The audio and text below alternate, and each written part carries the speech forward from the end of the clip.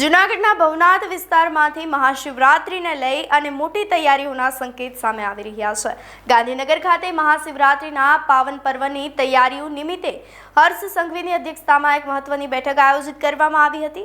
રાજ્યના નાયબ મુખ્યમંત્રી હર્ષ સંઘવીની અધ્યક્ષતામાં સંતો, મહંતો અને તંત્રના અધિકારીઓ પણ આ બેઠકની અંદર હાજર રહ્યા હતા, જેનું પરિણામ શું આવ્યું તેને લઈ વિગતવાર ચર્ચા કરીએ। નમસ્કાર, આપ જોઈ રહ્યા છો ન્યૂ ભારત ન્યૂઝ અને હું છું આપની સાથે વલ્લરી વ્યાસ।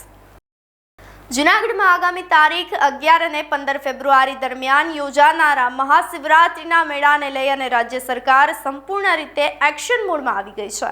ભવનાથ મહાદેવના પવિત્ર ધામે યોજાનારા આ પરંપરાગત મેળાને લઈ આજે ખાસ ઉચ્ચ સ્તરીય બેઠક આયોજિત કરવામાં આવી હતી।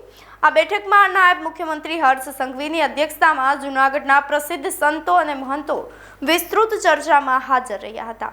બેઠકમાં શેરનાથ બાપુ, ઇન્દ્રભારતી બાપુ સહિતના અનેક સંતો અને મહંતો ઉપસ્થિત રહ્યા હતા।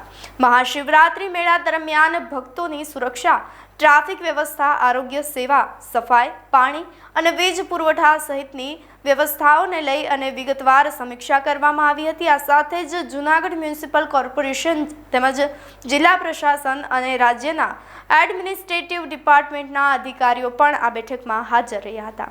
દર વર્ષે લાખો શ્રદ્ધાળુઓ ભવનાથ મહાદેવના દર્શન માટે જૂનાગઢ આવે છે, જેને ધ્યાનમાં રાખી અને આ વર્ષે પણ કોઈ પણ પ્રકારની અસુવિધા ના રહે તે માટે સરકાર દ્વારા વિશેષ આયોજન કરવામાં આવી રહ્યું છે। આ બેઠક દરમિયાન નાયબ મુખ્યમંત્રી હર્ષ સંઘવીના હસ્તે મહાશિવરાત્રીને સમર્પિત એક ખાસ ભક્તિ ગીતનું પણ લોન્ચિંગ કરવામાં આવ્યું હતું, જે મેળાની ભક્તિમય લાગણીને વધુ પ્રગટ કરશે। એ નિર્ણયો પર તમામ ટીમ સાથે મળીને આ વર્ષે એક થઈને શિવ ભક્તોના સ્વાગત માટે તૈયારી કરે તેવી જ હું સૌ જૂનાગઢના નગરજનોને વિનંતી કરું છું। આભાર।